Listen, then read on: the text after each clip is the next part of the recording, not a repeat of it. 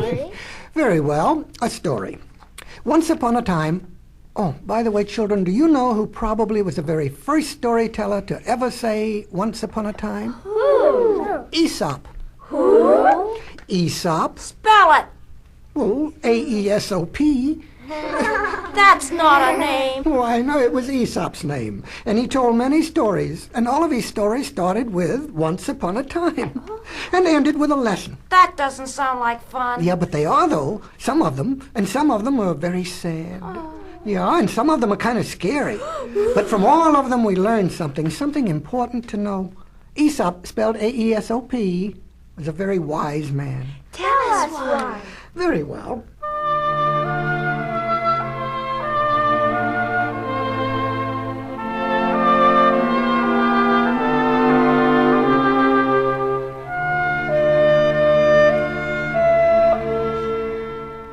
Once there was a farmer, a very poor farmer.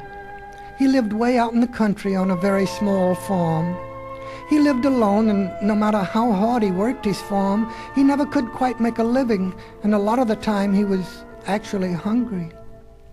He didn't have any livestock on his farm, like a horse to help with the plowing, or a cow to give milk to drink. The only other living creature to share the farmer's loneliness was a goose, a very thoughtless goose. Half the time it didn't even lay an egg for its poor farmer's dinner. And many a time the farmer went hungry to bed because the goose was such a lazy goose. One day, as the farmer was leaving the goose's empty nest, the goose looked after him. Well, he looked so sad, thought the goose, and so lonely.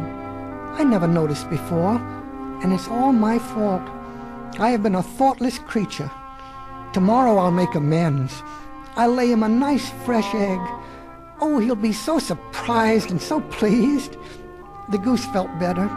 I'll do more than that, she thought excitedly.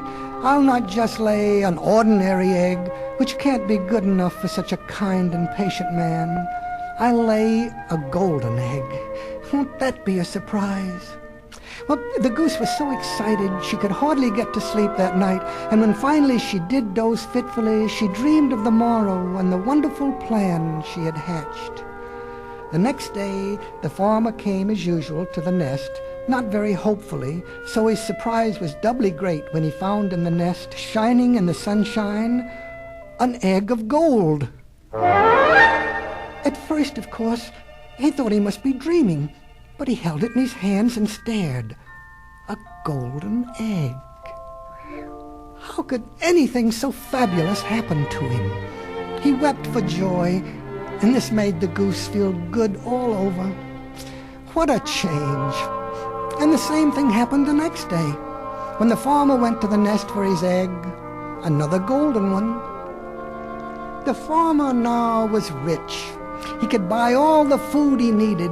He was now rich and well-fed and not lonely anymore.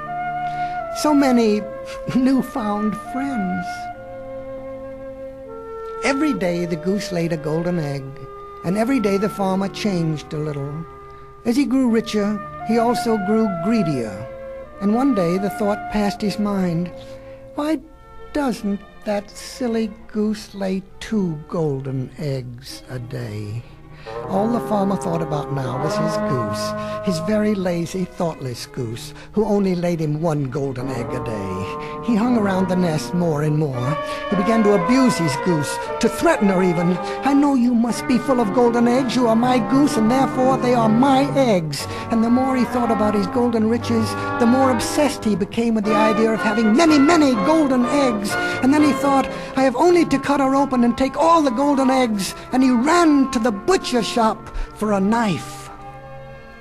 The goose, of course, knew that from the day she laid that first golden egg, things had been different. She had only tried to be helpful. Tomorrow I'll go back to regular eggs, she thought. Or if he's going to be this mean, scolding me and all, I'll just maybe go back to not laying any eggs. The farmer ran back to the nest. He had a big butcher knife. The goose looked at him. She was afraid. She was all over goosebumps. He wouldn't dare, she hoped hopefully. He wouldn't kill the goose that laid the golden eggs, But as we know, she was a pretty stupid goose, and she was a wrong goose, too, because he did. The minute he had done it, though, he realized what he had done. Oh, dear, he cried miserably, because he was a miserable man. Now, I have nothing at all.